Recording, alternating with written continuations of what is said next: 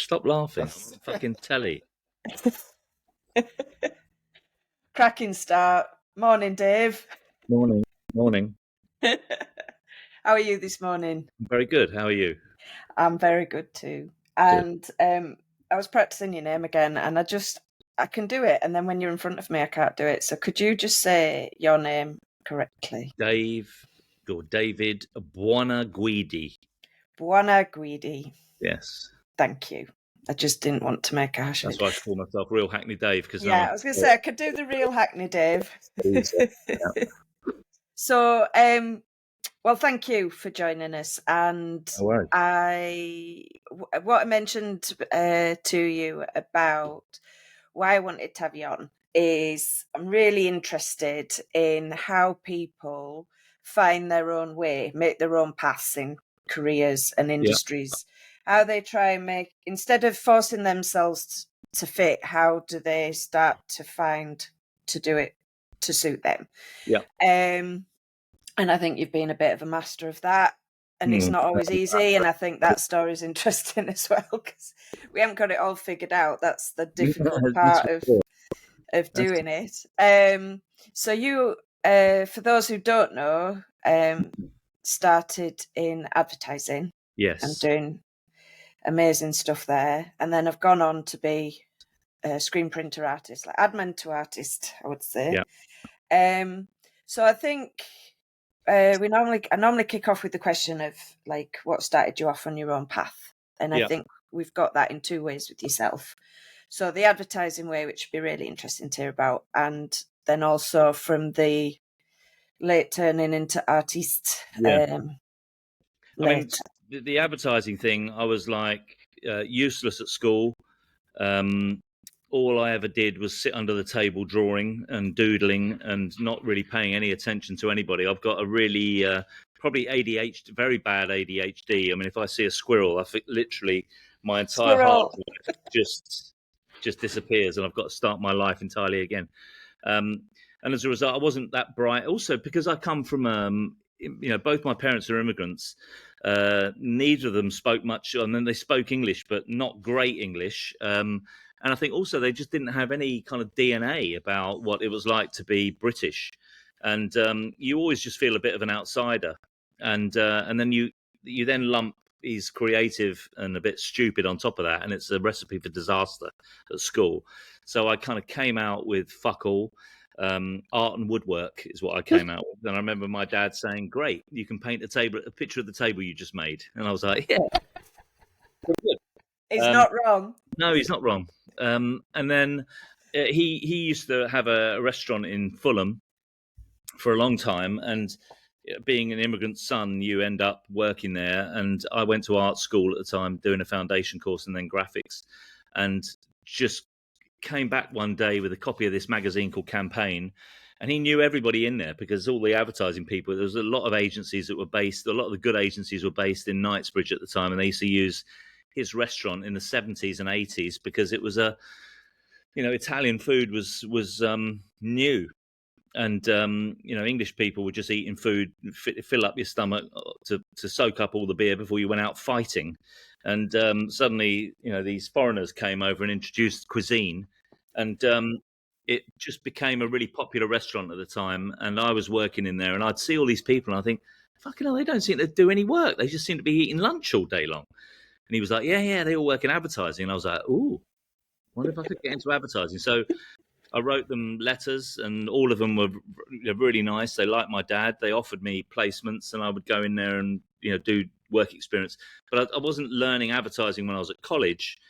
I just did graphics, but I just kind of fell into it. And I stayed in touch with all the people that I'd met in advertising and would build up what we used to call a book, so your portfolio of ideas, and just carried on trying to make a bit of luck for myself, and ultimately got a job in a small agency.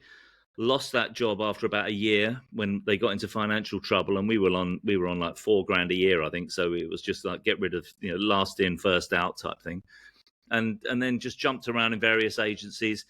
Quite early on in my career, got a chance to work at a startup, which was something that I really enjoyed, and that kind of crazy it's just environment where you're just working all the time. There's a special kind of idiot that sets up a kind of their own business, and there's really special kind of idiots that go and work for them. And I was one of those, and I just loved that kind of drama of sitting in a room with all the founders, listening to all of those conversations, watching the business grow and shrink by the minute. It was fascinating. And there's just no filter. There's no padding. And, you have a good day at the office and it creates success, and you have a bad day and you lose. And it's like just incredible, exhilarating. I did that for about 4 years, and then went and just split up with my partner, and I tried something where I'd just go to a big agency that was really slow and very padded. And that was your creative partner, like when copywriter, art director team. When I worked, I was an art director, he was a writer. We split up after about 6 years, and then I went to a big agency just to try and see how you could use the things you'd learn in a small agency in a big place. And it was about working hard, being positive, trying things, making friends with people. In the big agency, it was all departmentalized. It was like the third floor was creative, fourth floor was account management, fifth floor was planning. Nobody ever spoke. They all hated each other. And I just thought, fuck, I'm not going to stay here forever. But if I can go here for 2 years and get as much work out as possible, because in a small agency, when you hit a bad run of form, all the work drops off. And I just hadn't made anything for a long time. And I just thought, if I go into this big place and just jump in both feet, and made loads of work and had a really good time. And I remember on my first day, I turned up at 8:30. And if I turned up at 9 in the small agency, you'd literally get sacked the day after because you were late. I turned up at 8:30 and the doorman said, "What are you doing here?" And I said, "It's my first day." "What do you mean?" He says, "What are you doing here?" And I said, "Oh, this is where we work." And he's like, "No, I mean, what are you doing here at 8:30? He said, "Nobody had been here till 10:30. And sure enough, I sat in this empty office, and at 10:30, I just heard the lift going ping, ping, ping, ping, ping, with all the people coming out. And it was a very weird experience. But I just thought, you know what? Forget all of that. I'm not going to retire. I'm just going to get on with it. And I had a really good time, actually. But I knew that I had to leave. And oddly enough, I went back to the agency I'd left and did about 8 months there. And then just these weird situations happened where I got a chance to run with my partner at the time the London office of an American agency, and we did that for a couple of years, and then we got bought by a bigger agency, and we were all going to lose our jobs. And so we set up an agency called St. Luke's that was a co-op. We set it up like a cooperative. We thought, if you're going to set up a new agency in the 90s, how would you do it different? You wouldn't name it after the people that owned it. I'm Buonaguidi. He's called Ramchandani. We had a woman called Zamboni who was there. So it's like, you're never going to do that. It sounds like United Nations. And so we just tried something different and made it a cooperative and equal shares. And it was a very cool idea. I think it ultimately... But that's already like already one of those trying to do this different. So I've gone small, gone big. Yeah. I've led something. It's been bought out. I don't like how that all went down. How do we do this different already? And I think a lot of it is there's an immigrant thing of looking at when you arrive in a place and thinking, what's my opportunity here? What can I do here that's going to make it better for me, but also is going to create a bit of choice for other people? And it was just a very flat... The London ad scene is pretty one-dimensional. I mean, it's been run like that since the 60s. 4 middle-class white blokes who've got Oxbridge educations have a dinner party, set up an agency, make loads of money for themselves, fuck everybody else over, and then they it just creates this cycle. And so I just thought, well, I would like to be... I'm not wired like that. Narish isn't wired like that. And so we both thought, why don't we just try and set up something that's a little bit better for people like us? Because he was the same as me. He's immigrant parents, Indian. There were no other Indians working in the business. And I used to find that, when I was at school, people would go, "Oh, you've got a weird name, so you have to go over there with the other people with weird names." And I just found the same thing that when I worked in business, I'd find myself being attracted to all the immigrants and all the offcuts that were just kind of interesting. And they have a different sort of energy, because when you get into it, when you're into an immigrant family, you know that you have to kind of try a bit harder, which I was always a bit lazy, to be honest, but it was always trying to find something that was unique to you that you could stand for. And it just worked out. We had a great time. We set up this agency. It did really well. And then after about 4 years, I tried something different where I left there and I went to go and work at Channel 4. And I just thought I'd try a different world, TV. So I was effectively doing the same thing, but in TV, which was fascinating because it was a different pace, completely different budget system.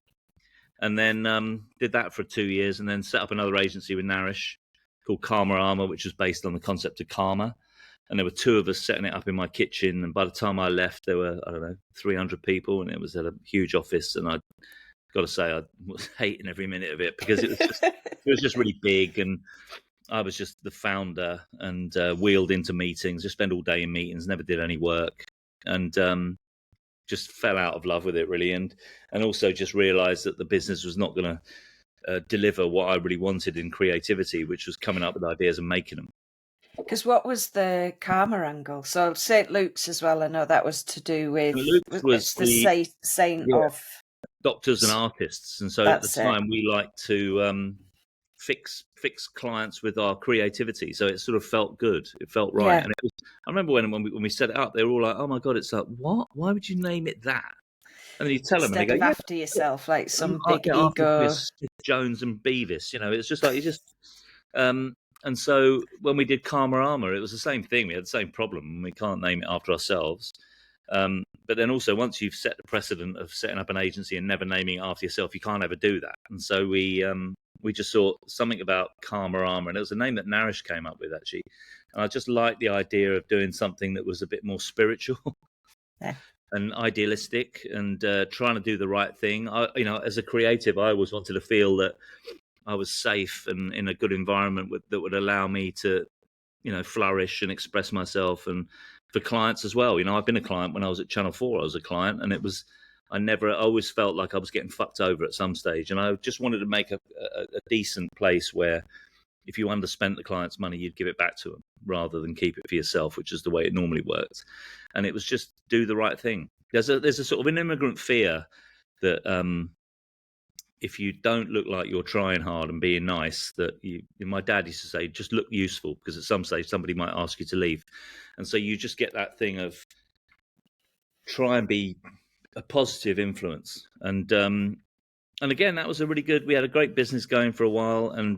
But there's always a weird thing that happens is the people who get attracted to successful businesses are very different to the people who are attracted to startups. I'm startup. I love that craziness. I love the working lates and the intensity. The people who turn up, founders, that real connection, and not all on different levels.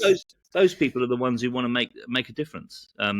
Whereas the people who come along in year 5, when it's all successful and it's one agency of the year, are all the kind of people that are like, oh great, I'll CV and a bonus. My man. Right, hold on 1 second. Yeah, no worries. Fucking hell, Andy. Is he doing you over for some maps? Yeah, he does me over all the time, the fucker. Oh, Jesus, you do. I should take a page out of you.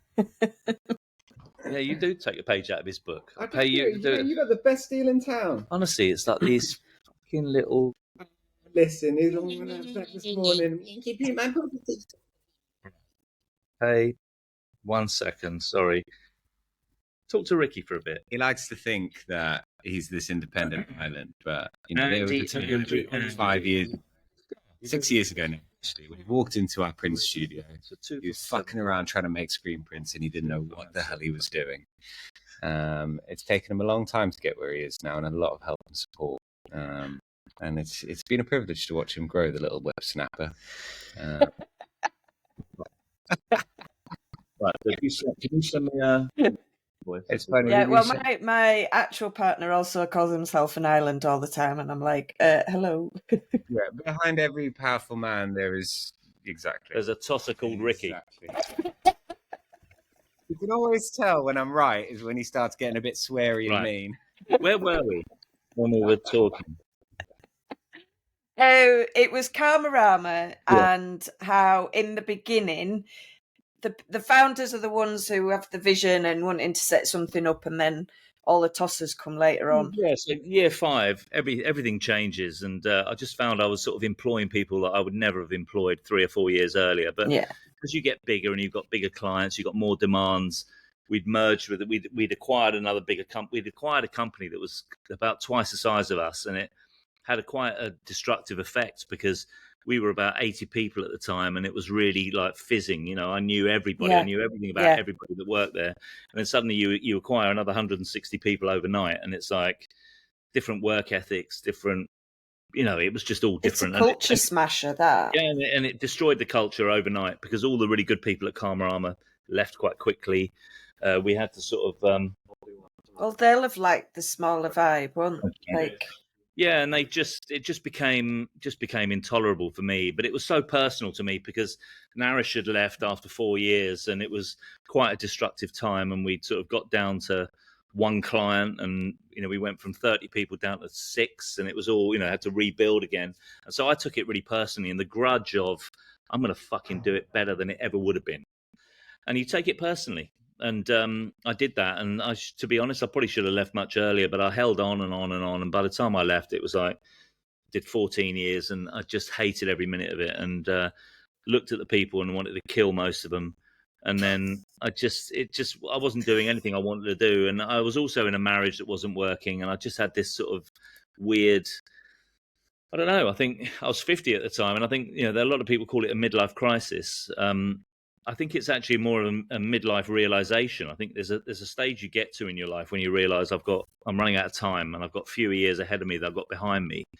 Fortunately, I'd always been quite smart with the money, and I'd never got myself an enormous mortgage and a holiday home, and you know, I had no mortgage, everything. I had no debt at all. Yeah. And I just sat there and thought, fuck, you know, what am I doing? I could have another 30 years ahead of me.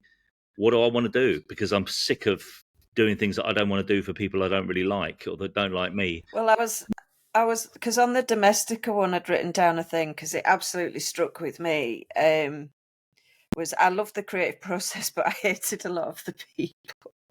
Yeah. I mean, because what I had when I made a big change after that industry, I was like, I love what I do, just didn't like who I was doing it with or for. Like, yeah, totally. On a broad sweep, so it just really resonated. The agenda that they have is very different, and that's the problem. Yeah. Is people are all have different agendas, and you know, when we take it so personally, it's difficult. It becomes really hard. And looking back, I think it was quite a big mistake on my behalf that I stayed there that long. But also, it was, you know, I had a lot of money involved in it. I had a lot of shares. I had equity. I had, you know, it was effectively my pension. And you know, when you build up something, and you're in it, and there's a lot of emotion in it as well. Like that thing of like, I'm going to make this work, and you know. Yeah, and it's an immigrant thing. You want to prove to your peers, and you want to prove to yourself that you can actually do something of value, and something that's good, and something that's powerful, and something that's successful. It's a kind of, I don't know whether it's a male immigrant. I mean, it's a combination of all of those things. Well, I have it, and I'm a female. I think there's a little touch of the ADHD thing in there as well. Like, I think we take things really, really personally and want to be. And that's important, because I don't think unless you take it personally, you're not going to amount to anything. I mean, the minute it becomes, it doesn't mean anything to me. Yeah, otherwise. Exactly. There's something there's the fire in your belly that drives you forward to want to do those things, and that's vital. So I did that wholeheartedly. But when I left, I kind of had a year. I walked out, and I think my resignation letter was, "I'm off, Dave." And did you frame it? Oh no, I just gave it to the bloke I resigned to. I wish I'd wrapped my hand around it and punched him in the mouth, because I'd love to have done that. But it was just a horrible time, and I think I just lit the touch paper for what was going to happen later, which was, you know, I left the business and then left my wife, and it all just, it was like being in a slow motion explosion for a long time. But and I wouldn't recommend it to anybody, because it's the most harrowing experience, you know, where you're anchorless. You know, you had a pretty good life. You know, I had an ad agency with lots of people. I was being paid well. I had a nice house. I had a family, and literally in the space of 2 years, that had all gone. Well, you say you wouldn't recommend it. Like, I've been in that. Well, I would recommend it, but you've got to be brave. I've been in that anchorless place, but I'm so grateful I did it for where I went, where I am. Yeah. And I suppose that's the same with you, because if you don't do it, you're stuck there in that situation, aren't you? Totally. And the analogy I used for it was, I was like being in a burning building. You know, you either stand and burn and die, your soul dies, or you jump out of the window. And for me, it was, I just had to go, and I leapt out of the window, and I thought, can't be any worse than this. You know, I'm living in the. Well, you leap out the window, get a few broken bits and scars and that, but then you can crack on. You always land on something, and you do. It panned out pretty good. I mean, you know, I've got to say, my life now is the complete flip side of where I was. You know, in the old days, I'd be coming up with 100 ideas, and I'd get to narrow it down with the help of 55 other people who were all having an opinion. We'd chip it down, and I'd end up making vanilla ice cream. And now I do the opposite, which is I come up with an idea, and every time I make an idea, it leads to 5 other ideas and 10 other ideas. So I've gone from, you know, reduction to expansion the whole time. And it's I don't get to bed stressed. I don't wake up feeling annoyed. I don't, you know, feeling sick. I think you get that kind of business depression when the thing that always got me, and that's why it was important when we set up our agencies that we had the values at the heart of them, was that I'm very simple, I'm very one-dimensional, but I have very strong values and you know, views that are dear to me. And so when we set up the agency, it was like, we do it this way, and we're Karma Armour. We don't enter awards. We don't do this. We don't do that. We do this. And people would either sign up for that or they wouldn't. And if they did, they'd come in and we'd work together. And if they didn't, they'd jog on and go and work somewhere else. The thing I always find really difficult, and I'm sure millions of people around the world struggle with it, is that you have all of these values as a human, and then when you go to work, you've got to walk through the front door and leave all of those in the gutter and become a pig. And I remember working... Well, in certain industries, an ad industry was I mean, whether it still is, certainly was very much like that. I didn't like who I became. No, exactly. Trying to be there, I was very ragey. And you've got to almost act. And I remember having a meeting with. We used to work with the body shop at St. Luke's, and we had a meeting once with Anita Roddick. And I remember thinking, I liked her because she was Italian as well. Like me, she was born over here to Italian parents. But I remember thinking, fuck, she's set up a massively successful business. That's based on her true values. So she looks after her staff, and she looks after her consumers, and she looks after her suppliers, and everyone's treated fairly. And her intention is to use her success to help other people become successful. So she'll work with farmers to produce stuff and not fuck them over. Whereas all of those big brands are just, it's constant bottom line. It's just, how do you get what you want at everybody else's expense? And I found that very massively inspirational. And I think absolutely St. Luke's was born out of those conversations, because we were working with her at Chai Day. And then when we set up St. Luke's, absolutely. And once you've worked with somebody like that, if you have an opportunity to set up, you know, it's possible, don't you? It's like totally. And I just think that it's a very good way of doing business, because it's much easier. You do what you want to do, keep it all clean, work with people in a nice way, and you'll be all right. But it is those values in it, and I think that's when it becomes untenable and unworkable in areas where that just clashes so much. I mean, some of the conversations I was having to have or be part of when I worked at Karma Armour in the last few years, it was just awful. It was just lying and, you know, smoke and mirrors. And I'm like I said, I'm not wired like that. And I just found it impossible. But it's interesting how you were trying all those different ways of doing it. I had my own version of it, smaller scale, but my own version of like sort of Goldilocks and the Three Bears. Like, right, if we go small, if we go big, if we go independent, if I go in-house, if I go like which way? And then in the end, it's like, I think I just need to do this on my own and do the thing that I need to do and make the good stuff. And well, it's always that thing of when you're doing it on your own, you're doing everything.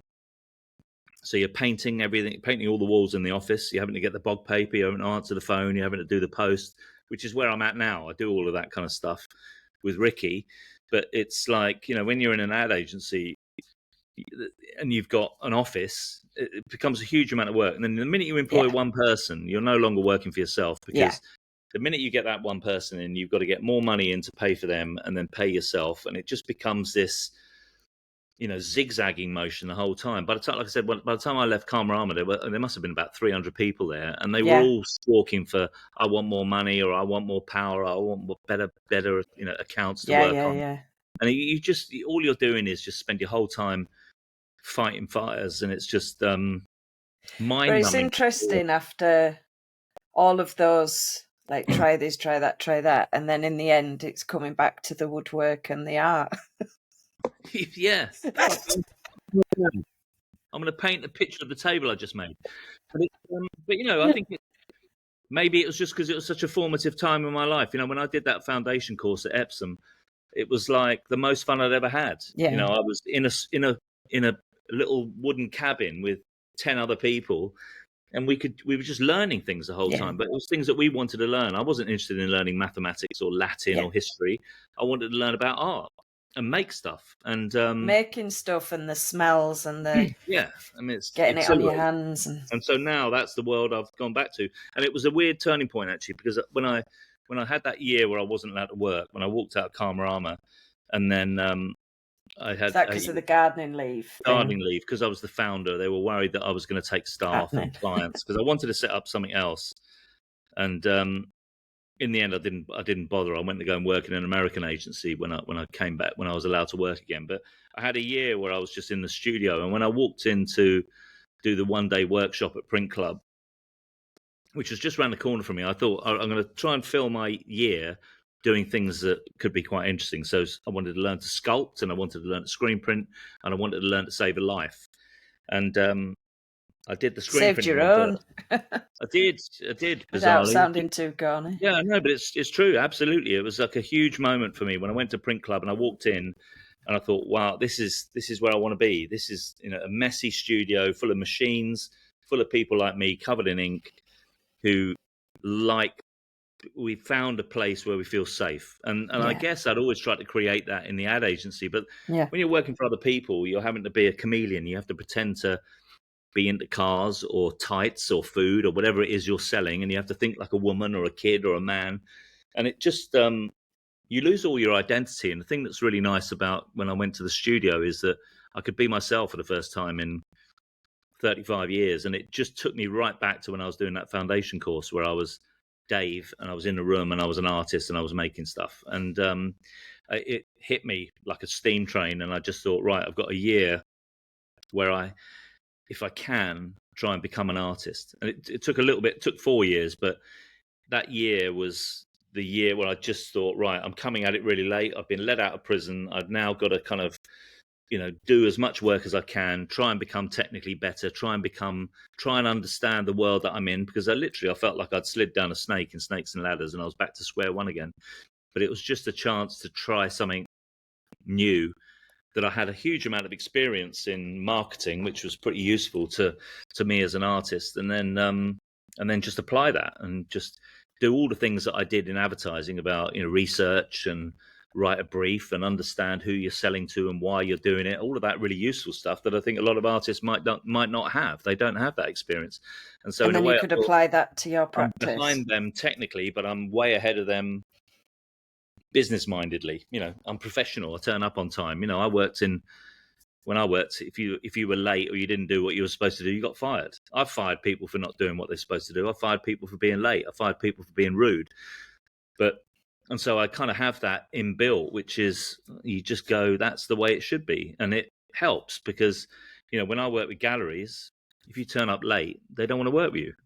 So when I turn up at galleries, I turn up 5 hours early and you bring them a coffee and some croissant and you do all of that sort of shit. And all the schmooze. But it's just nice. It's because you enjoy it. I love it. It's not schmooze because it's fake. It's because you're genuinely enjoying people and want to make them feel comfortable and enjoy the full experience with No. So then I kind of, after that year, I was sort of annoyed that I hadn't become the artist or started that process where I was earning money. I was earning a bit, but not enough to carry on the lifestyle that I had, which wasn't that dramatic, but it was you've just got to feel dramatic. Safe. Oh, for fuck's sake! I was thinking that was me, so I'm glad it's you. Can I call you back? I'm on a Zoom call. All right, bye. That's my kid.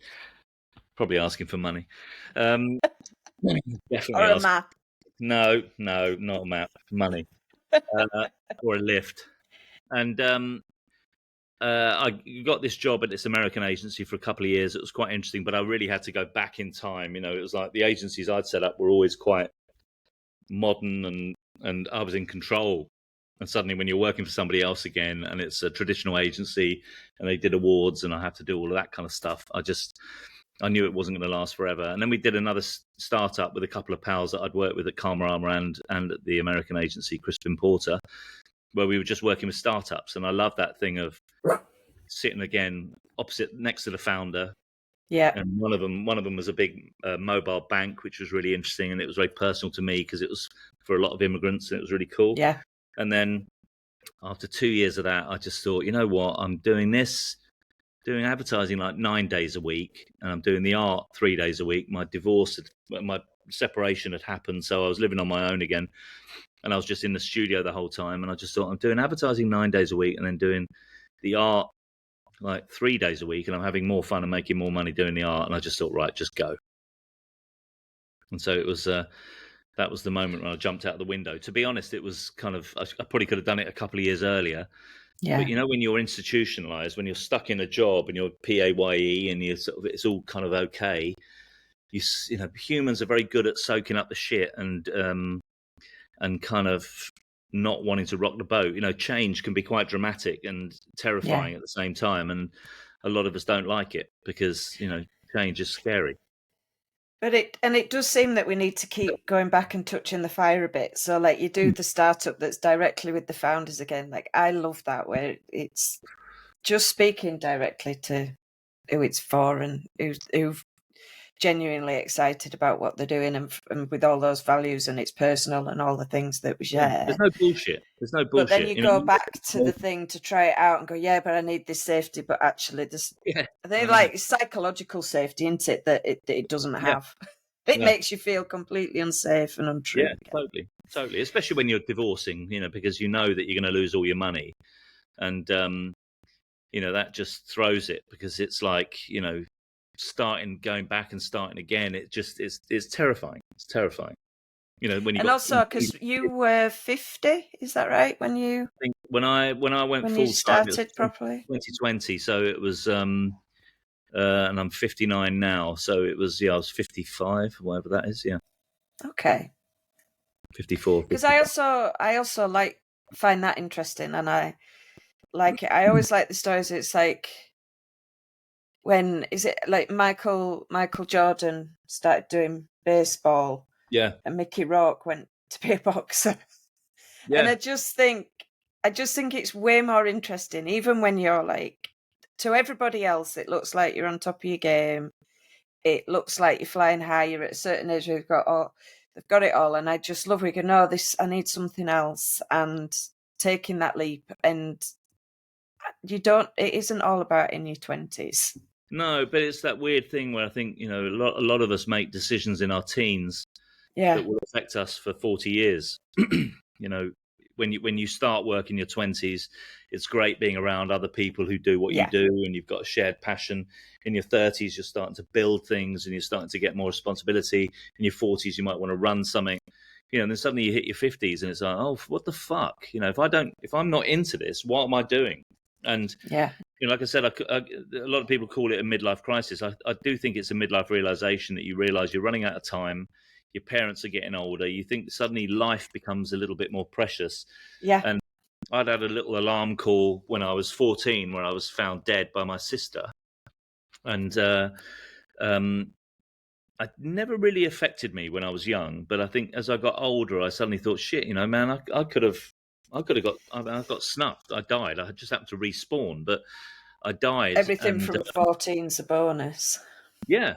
Yeah, and suddenly you realise, bloody hell, I've got an extra chance. I've really got to make the most of it. And when you hit 50, you suddenly go, I'm running out of time, and I've just got to start doing stuff that makes me feel good. And being selfish in a positive way is very, very liberating, but also very positive for everybody else around you. Because I was going to say, we call it selfish, but it's also doing the thing that suits you the best. And when you do that, the positivity that makes and that you give out, and just general vibes, if we're going back to the spiritual thing, I'm a big believer in the energies of things. And also moment in time. I mean, it's, you know, I love that thing of synchronicity when you just keep doing what you're doing, and suddenly something will happen, and it's just take that opportunity.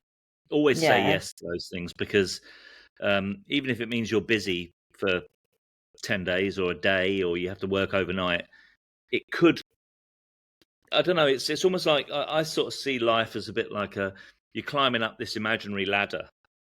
I don't know where it goes. I don't know how long the ladder is, but if every day I feel like I'm going one rung up the ladder, and sometimes something will come along and go, this is your chance to go 2 rungs up the ladder, and you go, take it.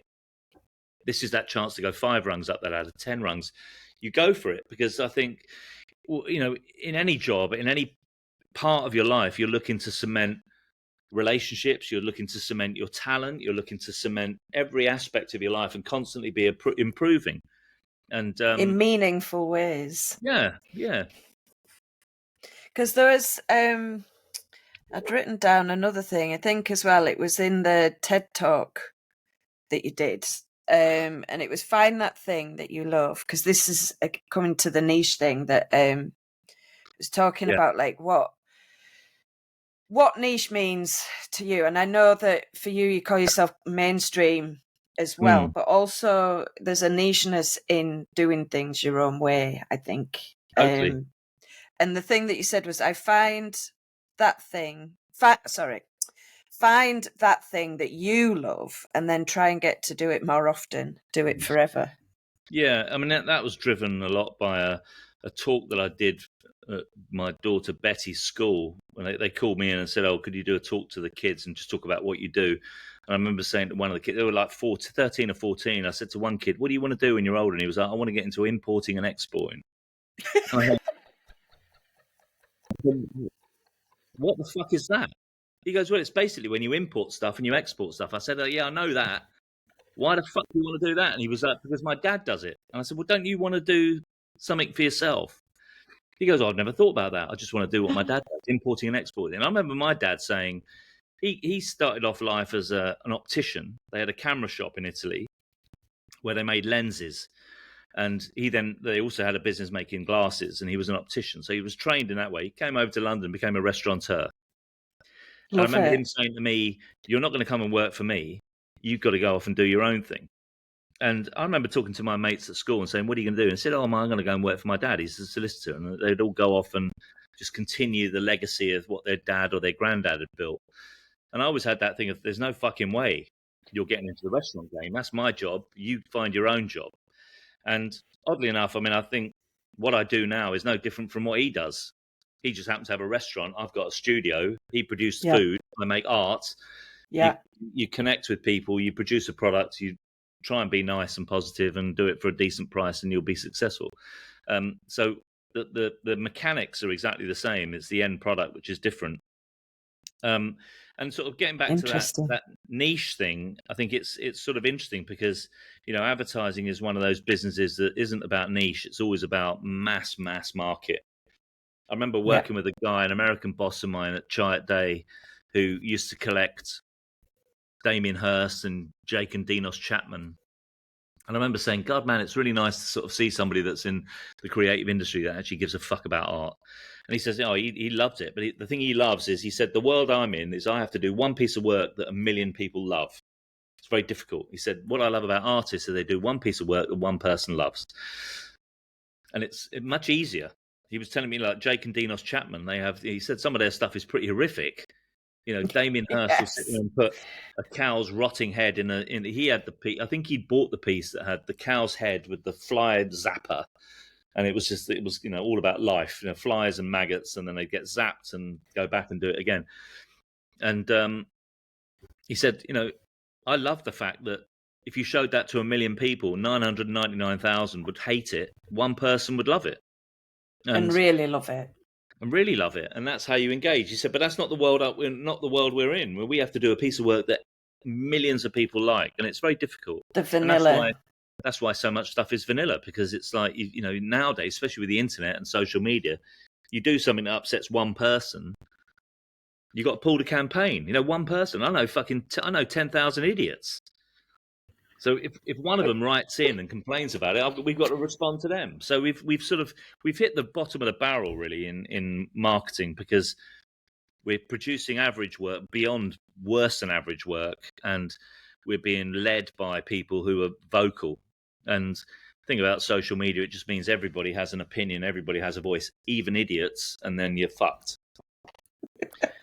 But I think the making the art that really connects, I think that's great. Because I know that you call yourself mainstream and you want to be on every wall, but you also create work that's like, the messages are strong, and they can be quite specific as well. Yes, very. I mean, it's and that's something that obviously comes from my background, and oddly enough, a book that my Italian granny gave me in the 70s. I got one of those box sets of Italian books about the Second World War, which was, when I was a kid growing up, the Second World War was quite a thing. And both my parents were affected by it, and my granny, they lived through all of that kind of stuff in Denmark and Germany. In Denmark and Italy, and Europe was a fucking mess. They both came to England and Britain because it was because they won. And there was an element of being able to rebuild a little bit quicker, and there was more opportunity. And when I looked at that book, the only one that I've kept after all those years is the one on propaganda. And I love that thing of when you're doing propaganda, there are moments of extraordinary importance that can be solved with a poster with one picture and 3 words or 4 words. I think we did this the other. Your country needs you. I think that is your country needs you. Yeah. Where you weren't sure if it was 4 or 5. Summarizes how shit I was at school, but I love that thing of you're asking people to join the army and probably get killed, and then they make it a big emotional thing. And again, when I worked in doing ads, how do you stand out when you've got 10 other people in or 6 other people in an ad break? Or how do you stand out on a poster site with a message that people aren't wanting to have? They have to, they get to see it. Most of the time when the ad break comes on TV, you go make a cup of tea. Or now you skip ads. Skip. 3 seconds. How do you gain somebody's attention? Now, sometimes that can be through high production values and celebrities and all that kind of stuff, but most of the time it's create something that is important to people and resonates with them in a way that is emotional. So you create a deeper connection, and all I've done is I try and do that with my art. So when I look at artists, and I think I'm more sort of in the populist or pop art world where it's loud and it's bold, but also I try and make sure that there's a language that is unique to me, because I looked at when I did my research, when I started working with galleries, I'd look at, there were lots of people who do words, and Ed Ruscha and all those sort of people in historically who've done words on prints and turned them into art. The thing that's fascinating for me about screen printing is it gets into the world of mass production, which I love. I'm not a painter. I don't want to spend 6 months making. I've got the patience for that. I like coming up with an idea, making it, get it out, put it to one side, get onto the next thing. That's what I love. Yeah. And I wanted to embrace that kind of attitude and make sure that I did that as often as possible, because I want to make sure that 100% of what I do is exactly what I want to do. I don't want to fucking do one thing that is like kryptonite for me. It just kills me. I've been in that world, and I get triggered. That's the before and the after, isn't it? That's and not bringing it into this world. Finding a look and a colorway, and creating my, without sounding like a total tosser, but my brand parameters, so that my thing was in the same way. I liked how you called it like universe before. Yeah. I mean, it is a universe. That was lovely. We used to call that it was your brand universe. So the composite parts of it, because in advertising you'd have maybe 10 different people working on one bit of business, and you'd have one creative team over here. When they were working on something else or they were on holiday, somebody else would have to do it, and you don't want to have to go through and go, no, they would have to understand that IKEA ads are like this, and these are the fonts they use, and this is the language they use, and they're playful and all that, so that they're not bringing too much of their own personal flavor, which is also a problem, because you don't ever get to properly express yourself as a creative. You're basically ticking boxes. And now you can go full flavor. Full flavor, yeah. So I look at full Dave, 100% Dave, whatever that means.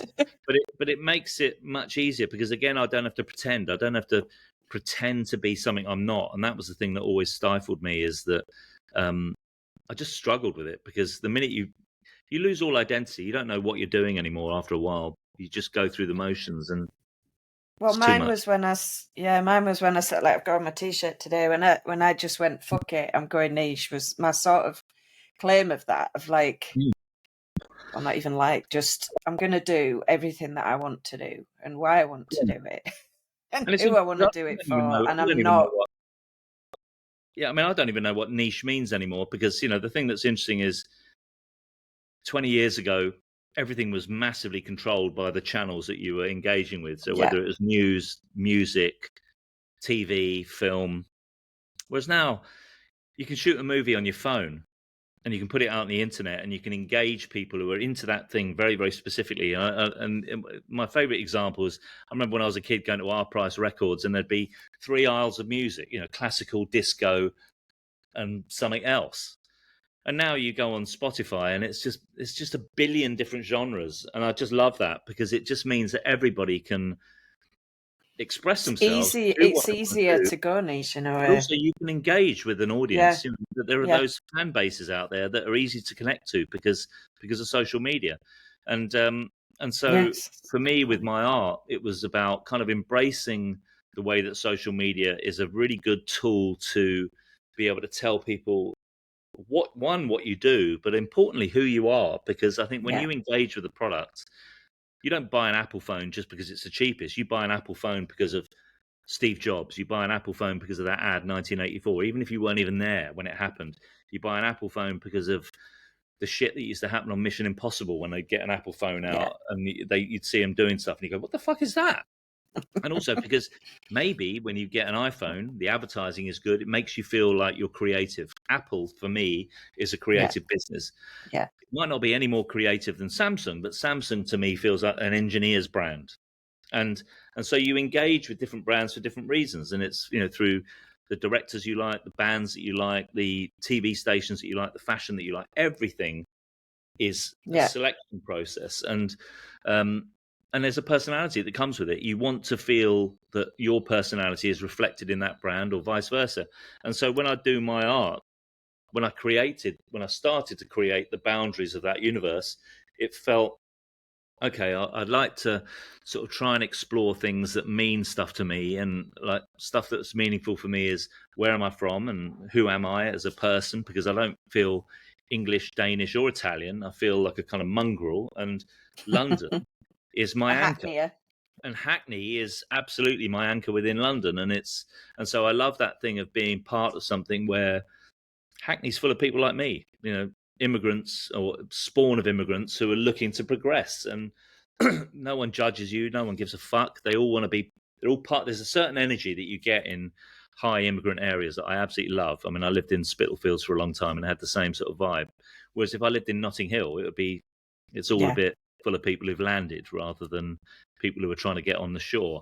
And so I find that fascinating. And then also exploring things like language and the slang that we all use, and those little things that people say that, you know, they used to say when I was a kid, and they probably don't say when you were a kid. And now I look at my kids and they certainly don't say that now, but it's because it's an ever evolving thing. And when you do something with a bit of language that I remember, it'll connect with other people my age. And with that same, how do you say, not reduction's the wrong word, but they're from the propaganda. So you're doing it in 3-4 words. Yeah. But it means a whole bunch. It's a meaning. And like I said, with a lot of artists, they start technically. They're very good at certain things technically, and that's an incredible skill. But they don't ever come at it with a concept. And so my thing is always, what the fuck's the idea? What am I trying to do here? When I produce one print, I need to think about producing 20 in a series so that it becomes a thing. It's like when you look at Andy Warhol, for example, he didn't just do Marilyn. He did about 20 other different people. When he did his Polaroid sections, it was a whole different edition of different people, but all through one vibe. And then he would move on to something else. But he was always very good at making sure that there was a red thread that went through all of those different editions, so that when you look at the Marilyn stuff up against the Campbell's soup, up against the Elvis stuff, you can still tell it's him. Yeah. And that's that's that universe thing of he absolutely got what his vibe was, and you could put his work in a room full of great artists and you would spot his work immediately. And again, that's something that I think is really important. You know, if nobody can see what's my stuff, then I've just wasted my time. You know, and again, that's the brand thing of like when an IKEA ad comes on TV, you want people to go, oh look, it's an IKEA ad, or oh look, it's an LWT ad, or look, oh look, it's a British Airways ad. You want them to feel something that has built on the legacy of the stuff that's gone before it. And again, that's a really good discipline that absolutely I get from the marketing world, and it's something that's sort of been really, really useful. And then it's also what makes the art really interesting, because maybe if you had not done all the Adland stuff in between and you'd just cracked on with the art and the woodwork straight after school, it would be completely different to how you're coming at it now. Totally. I mean, I had a very interesting conversation with Dario at Jealous a few years ago. We were actually talking about a motorbike that I had, because I used to have a really dirty old Harley, and then I bought a nice one, because a nicer bike that was a Triumph Bonneville. And he just said, it's not quite you, is it? And I said, I know, it's too nice. It starts every time. It doesn't leak oil everywhere. It doesn't catch fire every time I go around the corners. And he said, you know what? The one thing that's really nice about life is when you realize what you are, then just embrace it. He said, you are not a new bike kind of guy. You're an old shit bike kind of guy. And I just went, okay. And literally like the day after, I sold it and bought another one that was shit. And I've only just got it back from the fixers now. And it's the same with art. Yeah, I love it. Well, it's me. You know, I don't have to pretend. I don't have to act. I don't have to dress up anymore. And with the art, I think it was that thing of just being honest with yourself. And I think if I was 30, you know, he said to me, oh, you know, what do you see yourself doing in 20 years' time? Do you know, is your ambition to have a solo show at the Tate Modern? And I was like, absolutely not. You know, I'm 55. My ambition is to get a piece of work in everybody's house on earth. Because it taps into exactly what I like doing, is overproducing. I like making too much stuff. I've then got lots of galleries who I can give it to, and then sell a lot of stuff I'll try and sell a lot of stuff on my own site. But you know, I've got a limited amount of time, and I just want to have as much fun as possible. When I'm making stuff and I'm making a lot of it, I'm having lots of fun because it taps into exactly what I'm about. If I was in my 30s and I did have the ambition of being having a solo show at the Tate Modern, I would probably approach it in a different way, but I'm not, so I can't, and I don't. Because I love the big type. So we've got the big type on the maps is a big one, but then also I saw you've done the big inflatable letters. I'm just a sucker for big type. I absolutely love it. And you've done the inflatable letters that you'd put in different scenarios that I think you say it could totally be AI, and it didn't. It's like when I did my university exhibition, I screen printed everything. The screen printer would come and pick me up at 7 a.m. to do it, and everyone else was just pressing Apple P. And I was like, why have I not just done that? But it's so much more rewarding afterwards when you know it's for real and there's all the experience and the story around it. I think you feel it. That was triggered by, you know, obviously I print 3-dimensional looking type 2-dimensionally onto maps.